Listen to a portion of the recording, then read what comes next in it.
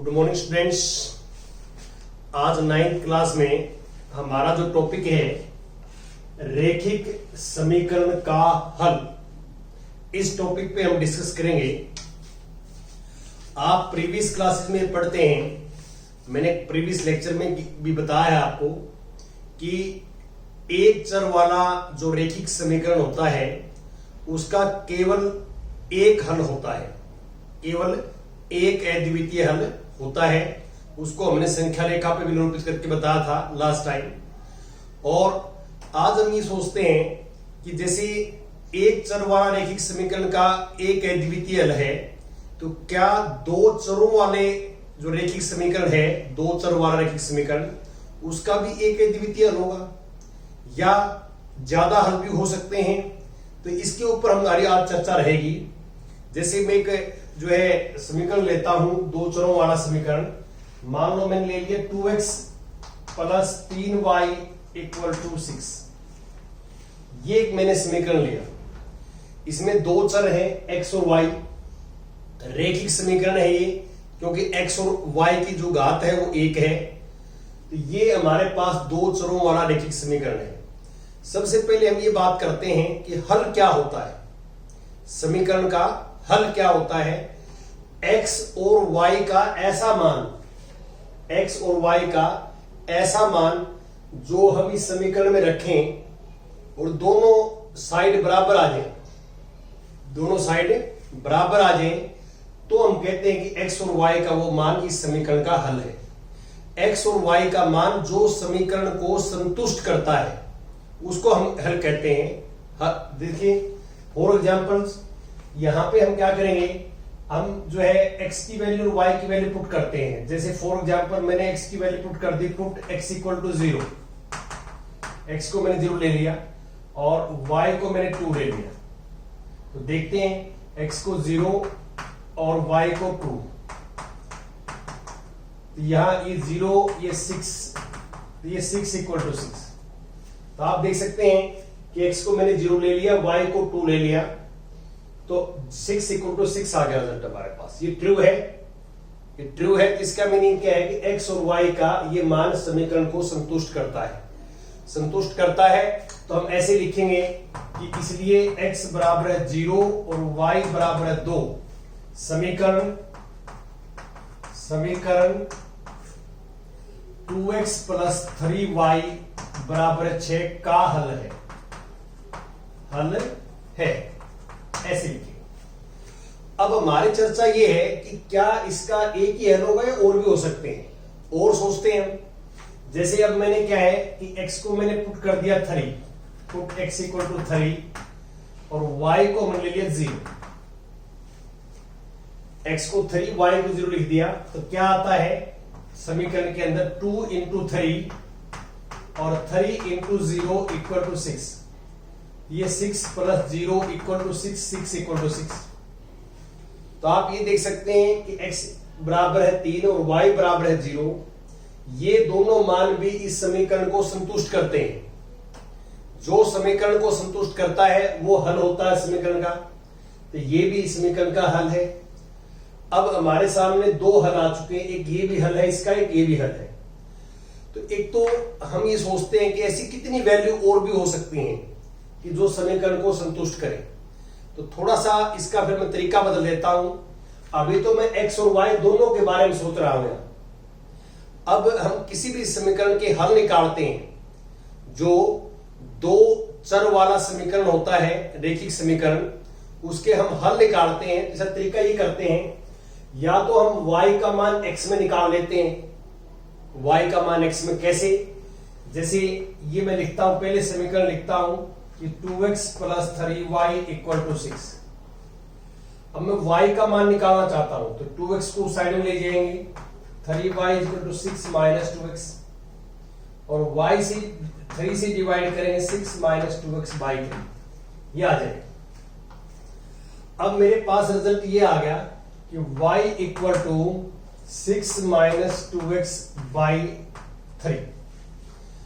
मैंने क्या किया है, इस समीकरण में y का मान x में निकाल लिया। देखो y का मान x में निकाल लिया। आप उल्टा भी कर सकते हैं, x का मान y में निकाल सकते हैं।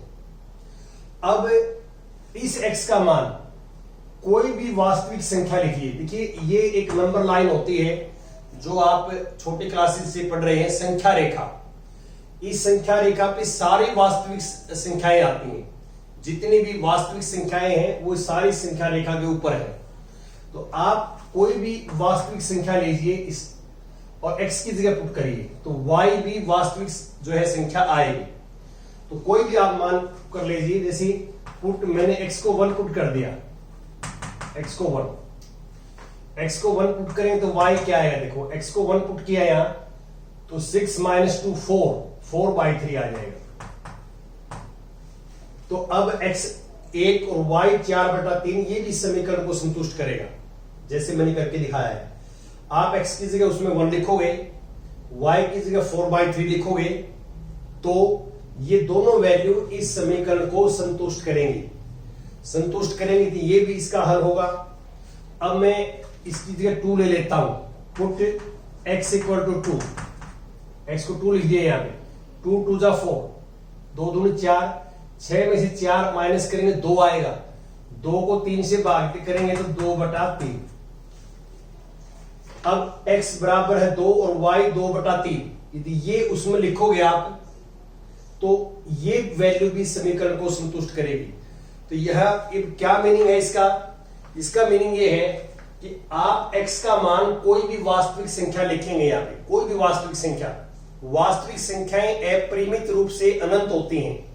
तो आप x का मान कोई भी वास्तविक संख्या लिखेंगे तो y भी एक वास्तविक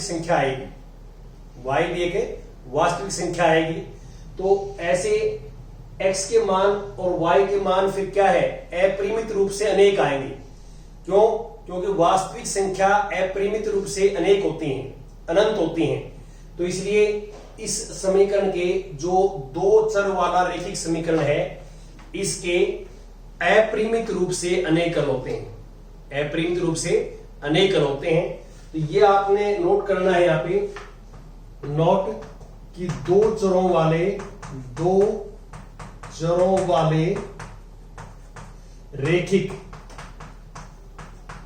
रैखिक समीकरण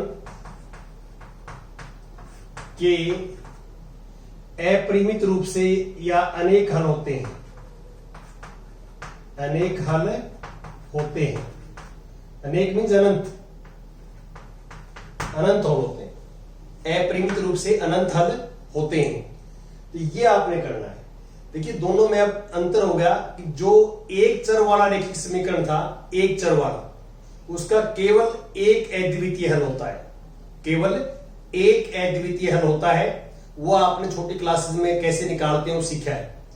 अब 2 चरों वाला रैखिक समीकरण होगा तो 2 चरों वाले रैखिक समीकरण के अपरिमित रूप से अनंत हल होंगे, जैसे मैंने कुछ निकाल के बताए हैं आपको। अब मैं कुछ एग्जाम्पल्स आपके साथ डिस्कस करूंगा। ये एग्जाम्पल्स क्या है, देखिए अब मैं एग्जाम्पल नंबर 3 की बात करता हूं। एग्जाम्पल नंबर 3, थर्ड में क्या है, समीकरण x + 2y = 6। समीकरण ये है x + 2y = 6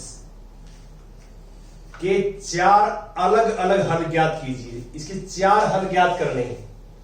देखिए आपको मैंने अभी तरीका बताया है कि हल निकालने का तरीका एक तो ये है कि हम x और y दोनों की वैल्यू सोचें। जैसे मैंने ये सोची यहां पे, ये सोचना आपके लिए मुश्किल है, इसलिए क्या करेंगे, या तो x का मान y में निकाल लें, y का x में निकाल लें। एक ही बात है, आप x का भी निकाल सकते हैं, 2y को साइड ले जाइए, x का मान भी y में निकाल सकते हैं और y का x में निकाल सकते हैं। तो अब मान लो y का मान निकालता हूं तो 2y = 6 - x, 2 से डिवाइड करो तो y = 6 - x/2। हमने क्या है, पहले y का मान x की टर्म में निकाल लिया, x के पद में निकाल लिया, ठीक है, y का मान x में निकाल लिया। फिर आपको मैंने क्या बताया है कि हम x का मान पुट करेंगे। यहाँ पे जो भी मान पुट करना चाहो आप, x का मान लो आपने 0 पुट किया। सबसे आसान क्या होता है, 0 पुट करना होता है। x को 0 पुट करो, y निकाल लो, फिर y को 0 पुट कर दो, x निकाल लो। ऐसे ये दोनों मान जो है ना, मैंने यहीं से निकाले हैं। x को 0 पुट कर दिया एक बार तो मैंने, और y हमारे पास आ गया। दूसरी बार y को 0 पुट किया मैंने, तो x निकाल दिया वहां से। तो ये सबसे आसान रहता है, x का मान एक बार 0 पुट करिए, y का इजी हो जाएगा निकालना, फिर y को 0 पुट कर दीजिए, x का निकालना। और यदि आप ऐसे कर देते हो तो आपको x का मान कोई भी वास्तविक संख्या लिखें आप, मर्जी है आपकी, जैसे 0 लिख दिया आपने x, तो y क्या आ जाएगा, देखो ये 0, 6 माइनस 0 6, 6/2 3। तो पहला हमारे पास आंसर आ गया, ये पहला सॉल्यूशन है। दूसरा फिर put x equal to 1, x को 1 लिखा मैंने इसमें, 5/2, y आएगा 5/2। फिर x को लिखा मैंने 2, x को 2, 4 minus 2, 6 minus 2 4, 4 divide by 2, y 2 आ जाएगा। फिर x को 3 लिख दिया, 3, x को 3 लिखेंगे, 6 माइनस 3 3, 3/2 आ जाएगा भाई, 3/2। ऐसे आप x का मान कुछ भी रखें, नेगेटिव, पॉजिटिव, 0, बिनों में रख दें, कोई दिक्कत नहीं है। आप x का मान कोई भी वास्तविक संख्या यहां रखेंगे, 6 में से वो माइनस करके 2 से भाग दे करेंगे तो y आ जाएगा, 2 से भाग देंगे तो y आ जाएगा। और ये हल है। पहला हल क्या है, x बराबर 0, y बराबर 3। दूसरा हल क्या है, x बराबर 1, y बराबर 5/2। तीसरा हल क्या है, x बराबर 2, y बराबर 2। ये हल है। तो हमने 4 लिखने थे, आप 4 भी लिख सकते हैं, 10 भी लिख सकते हैं, 100 भी लिख सकते हैं, जितना आपसे पूछे उतने ही आप हल निकाल सकते हैं। एक चीज का ध्यान रहे कि ये जो हल हैं समीकरण के, ये सभी बच्चों का अलग अलग आंसर हो सकता है। क्यों? क्योंकि ये 2 चर वाला रैखिक समीकरण है और इसके अपरिमित रूप से अनेक हल होते हैं। तो हमने तो अपरिमित रूप से अनेक हैं, अनंत हैं, उनमें से कोई 4 लिखने हैं। हो सकता है कि ए स्टूडेंट ये 4 लिख दे, बी स्टूडेंट हो सकता है 5 से स्टार्ट करे, यहाँ पे x 5 ले ले स्टार्टिंग में, फिर 6 ले ले, 7 ले ले। और सी स्टूडेंट हो सकता है उसके बाद 10 से स्टार्ट कर दे, x की वैल्यू 10 ले ले। तो मैं आपको ये बताना चाह रहा हूं कि ये जो आंसर है, ये हल है, जो उत्तर है, ये प्रत्येक बच्चे का अलग अलग भी हो सकता है, तो भी ठीक है। सिर्फ हल होना चाहिए इस समीकरण का। हल का क्या अर्थ है कि इसको संतुष्ट करे, बस दोनों साइड बराबर आए। यदि आप x और y का मान इसके अंदर लिखते हैं तो दोनों साइड क्या है, बराबर आनी चाहिए। अब मैं उदाहरण नंबर 4 लेता हूं। 4 नंबर उदाहरण देखिए, 4 में मैं जो भी क्वेश्चन करना हो करूंगा। निम्नलिखित समीकरणों में से प्रत्येक समीकरण के 2 हल ज्ञात कीजिए। अब 4 की बजाय 2 हल ज्ञात करने आप, जैसे फॉर एग्जाम्पल, सेकंड पार्ट में पहले सेकंड ले लेता हूं। चलो, समीकरण हमारे पास ये है 2x 5y बराबर 0। 2 हल निकालने हैं। तो मैंने क्या बताया है आपको कि आप या तो x की वैल्यू y में निकाल लीजिए या y का मान x में निकाल लीजिए, वो आपकी मर्जी है। तो हम y का मान निकालता हूं, 2x उस साइड में जाएगा, माइनस का हो जाएगा। अब 5 से भाग देंगे तो y आ जाएगा -2x/5। अब मैं यहां लिखता हूं, मैंने पुट किया है x को 0, x को 0 पुट किया, ये सब 0 हो जाएगा, y 0। ये एक हल आ गया हमारे पास। फिर मैंने x को 1 पुट किया, 1, इसमें x को 1, इसको x को 1 पुट करें तो y क्या आएगा, -2/5। ये दूसरा हल आ गया। आप कितने में निकाल सकते हैं, x को 2 पुट करिए, y -4/5 आ जाएगा, तीसरा हल आ जाएगा। तो आपने हल निकालना है, तरीका सिंपल है। आप y की वैल्यू x में निकाल के और x की वैल्यू पुट कर शुरू कर दीजिए। पुट करना, कोई भी वास्तविक संख्या पुट करेंगे यहाँ पे और इसको सिंप्लीफाई करेंगे तो y का मान भी वास्तविक संख्या आ जाएगा। और x और y की जो मान होंगे वो दोनों मान 100% इस समीकरण को संतुष्ट करेंगे। और जो x और y का मान समीकरण को संतुष्ट करता है वह x और y का मान समीकरण का हल कहलाता है। अब मैं इसका एक लास्ट पार्ट करता हूं, थर्ड पार्ट पे ध्यान दीजिए आप। थर्ड पार्ट इसका, फोर्थ का, कि 3y + 4 = 0। अब आप थोड़ा ध्यान दें यहाँ पे कि क्या क्वेश्चन है कि निम्नलिखित समीकरणों में प्रत्येक समीकरण के 2 हल ज्ञात कीजिए। देखिए, यदि मैं सीधा इस समीकरण को हल करता हूं तो ये एक चर वाला रैखिक समीकरण है, एक चर वाला रैखिक समीकरण है। और मैंने अभी भी बताया थोड़ी देर पहले कि एक चर वाला रैखिक समीकरण का केवल एक अद्वितीय हल होता है, एक अद्वितीय हल होता है। अब हमें इसके दो हल निकालने हैं। जब तक ये एक चर वाला समीकरण है तो इसका केवल एक अद्वितीय हल है, तो पहले इसको हम दो चरों वाले समीकरण में बदलेंगे। जैसे हम कल कर रहे थे काम, कल एग्जाम्पल्स कर रहे थे प्रीवियस लेक्चर के अंदर। तो पहले हम क्या है, इसको दो चरों वालों में, x नहीं है इसमें, तो x का गुणांक हम 0 दे देंगे और 3y + 4 = 0। अब ये समीकरण जो है दो चरों वाला रैखिक समीकरण बन गया। और आपको ये पता है कि दो चरों वाला रैखिक समीकरण के अपरिमित रूप से अनेक हल होते हैं। तो यहां पे हमने क्या करना है, अब आपकी मर्जी है, आप y की वैल्यू x में निकालिए, तो y की वैल्यू x में ये आ जाएगी, इसको उस साइड में ले जाओगे आप, तो ये होगा 0x -4 और 3 से डिवाइड करेंगे तो y इज -0x -4/3। ये 0 ही है एक्चुअल में, वैसे ये 0 ही है, ये सिर्फ समझाने के लिए बता रहा हूं आपको मैं। अब आपने क्या करना है, इसके अंदर पुट करनी है, x की वैल्यू कुछ ही पुट करिए आप, पुट x = 0 पुट कर दिया, देखो आप x को 0, तो 0 ही है, तो y क्या आएगा -4/3। फिर x को 1 पुट कर दिया, 1 पुट करें, 1 × 0 0, y क्या आएगा -4/3। x को 2 पुट कर दिया तो 0, y क्या आएगा -4/3। तो इसका मीनिंग क्या है कि आप x का मान कोई भी वास्तविक संख्या लेंगे, y का मान हमेशा फिक्स आएगा। क्यों? क्योंकि x का जो गुणांक है वो 0 है, और आप x का मान कुछ भी रखो 0 बन जाएगा, तो इसलिए y का मान हर बार क्या आएगा, -4/3 आएगा।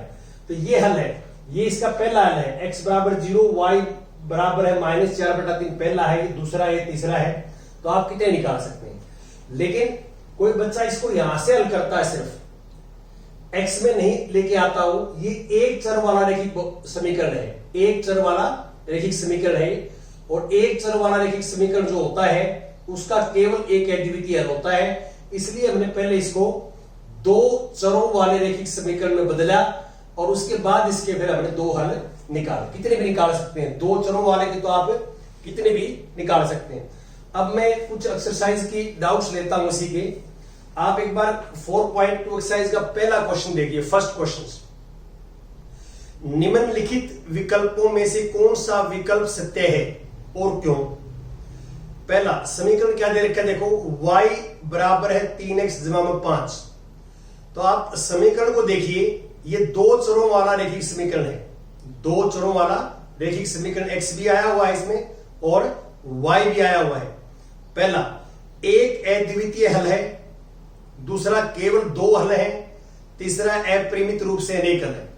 तो मैंने आपको बताया है और लिखवा दिया यहां पे कि दो चरों वाले रैखिक समीकरण के अपरिमित रूप से अनेक हल होते हैं। तो ये हमारे पास जो है तीसरा इसका आंसर हो जाएगा। क्यों पूछता हमारे से, ये कहता क्यों होते हैं, तो आप इसमें यही लिखोगे कि x और y के मतलब जो है अपरिमित रूप से अनेक मान हैं जो समीकरण को संतुष्ट करेंगे। x और y के अपरिमित रूप से अनेक मान होते हैं जो समीकरण को संतुष्ट करेंगे, तो इसलिए इसके अपरिमित रूप से अनेक हल हैं। अब सेकंड भी देख लीजिए आप, सेकंड, निम्नलिखित समीकरणों में से प्रत्येक समीकरण के 4 हल निकालिए।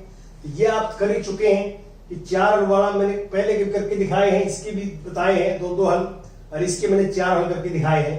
तो ऐसे निकालें। सेकंड पार्ट में पाई रहेगा, पाई की वैल्यू पुट नहीं करनी आपने, पाई की वैल्यू पाई रहेगी, ऐसे निकाल रहे। देखिए जैसे मैं सेकंड क्वेश्चन का सेकंड पार्ट करता हूं, सेकंड समीकरण ये है πx + y = 9। तो y की वैल्यू निकालिए पहले, y की वैल्यू ये आ जाएगी, इसको साइड में ले जाओ, तो 9 - πx, हमने y की वैल्यू x में निकाल ली। अब आप इसे पुट करना शुरू कर दीजिए, पुट जो भी आपकी मर्जी है। x को 0 पुट करेंगे आप, x को 0 तो y 9 आ जाएगा। ये पहला हमारे पास जो है हल आ गया। दूसरा फिर पुट करेंगे x को 1 पुट कर देंगे तो y इक्वल 9 माइनस पाई, ये दूसरा आ गया, पाई पाई रहेगा, x को 2 पुट करेंगे तो y आ जाएगा 9 माइनस 2 पाई, x को 3 पुट करेंगे तो y आ जाएगा 9 माइनस 3 पाई, पाई पाई रखिए, पाई की आपने वैल्यू पुट नहीं करनी, तो आप जितने भी चाहे उतने आप निकाल सकते हैं। थर्ड देखिए, थर्ड क्वेश्चन, बताइए कि निम्नलिखित हलों में से कौन कौन समीकरण इसके हल हैं और कौन कौन हल नहीं है। देखिए, यदि मैं आपको जो है थोड़ा सा बताऊं कि क्वेश्चन नंबर 3 में क्या है। 3 में एक समीकरण है x minus 2y equal to 4, और हमारे पास ये है, देखिए फर्स्ट पार्ट में क्या दे रखे आंसर 0 2, सेकंड पार्ट में 2 0, थर्ड पार्ट में 4 0, फोर्थ पार्ट में 4 वर्गमूल 2 और पांचवें पार्ट में 1 1। हमें ये चेक करना है कि ये जो वैल्यू दी हुई है, निर्देशांक दे रखे हैं बिंदु के। तो आपको मैंने पिछले चैप्टर में पढ़ाया है कि पहले हम x निर्देशांक लिखते हैं, कोमा लगा के हम y निर्देशांक लिखते हैं। तो पहले ये x की वैल्यू, ये y की वैल्यू है। इनमें इस समीकरण के इनमें से कौन कौन से हल हैं, तो आप क्या करोगे, जैसे x को 0 लिखा है, इसमें y को 2, x को 0 लिखा 0 हो गया, y को 2 लिखा तो -4, क्या -4 4 के बराबर होगा, नहीं होता, -4 प्लस 4 के इक्वल नहीं होता, तो ये नो हो जाएगा, ये सॉल्यूशन नहीं है। अब ये देखते हैं हम, x को 2 और y को 0, x को 2 लिखेंगे 2 हो गया, y को 0 0, 2 माइनस 0 2 आएगा, ये 2 बराबर 4 होता है, नहीं होता, ये भी सॉल्यूशन नहीं है, इसका हल नहीं है, ये भी इसका हल नहीं है।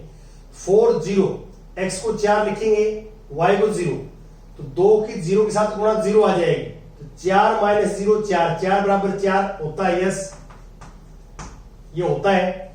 इसका मैं करके दिखाया देता हूं। देखिए, हमने x को वर्गमूल 2 लिखना है, इसमें x को वर्गमूल 2, यहां कर देता हूं, x को की जगह लिखेंगे वर्गमूल 2, अरे -2 रहेगा, ये सेम, ये 2, और y की जगह लिखेंगे 4 वर्गमूल 2 बराबर है 4। ये देखते हैं क्या आता है, ये वर्गमूल 2, ये 4 दूनी 8। अब देखिए, वर्गमूल 2 प्लस का है और -8 वर्गमूल 2 माइनस का है, वर्गमूल 2 कॉमन आ जाएगा इसमें, वर्गमूल 2 कॉमन, देखो वर्गमूल 2 यहां भी है, वर्गमूल 2 यहां भी है, वर्गमूल 2 कॉमन आ गया तो 1 माइनस 8 आ गया, बराबर है 4, और 1 प्लस का 8 माइनस का, तो ये -7 आएगा, बराबर है 4, और इसको लिखेंगे 7 वर्गमूल 2 बराबर है 4।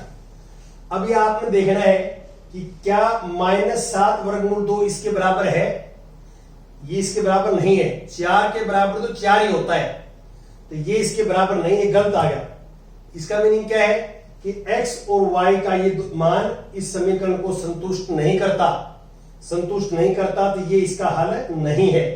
तो ये मैंने इसलिए समझा दिया कि वर्गमूल में कई बच्चे दिक्कत महसूस करते हैं, तो वर्गमूल का थोड़ा सा आप ध्यान रखें कि वर्गमूल 2 में वर्गमूल 2 जुड़ सकता है, वर्गमूल 2 ही घट सकता है, तो यहां से भी डायरेक्ट कर सकते हैं आप।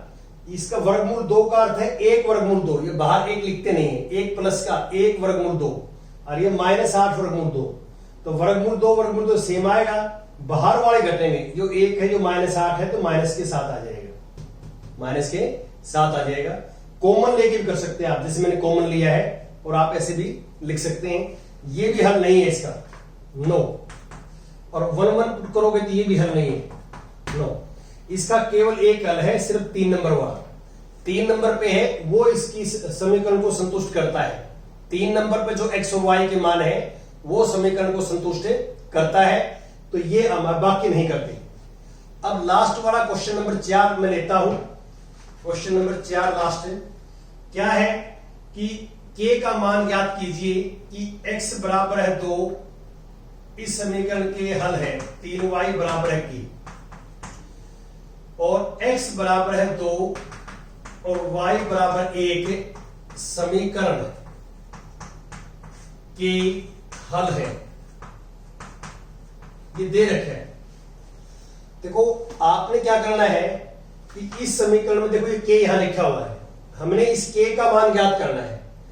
क्या दे रखा है हमारे को, x बराबर 2 y बराबर 1 इस समीकरण का हल है।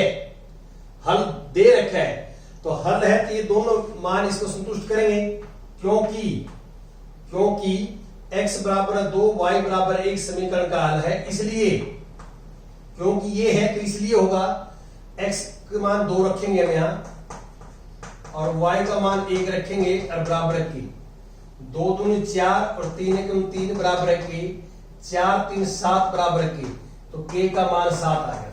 ये निकालना था क्योंकि हल दे रखा है, हल दे रखा तो हम क्या है ये दोनों मान समीकरण को संतुष्ट करेंगे और संतुष्ट करेंगे तो आप k का मान निकाल सकते हैं। Thank you.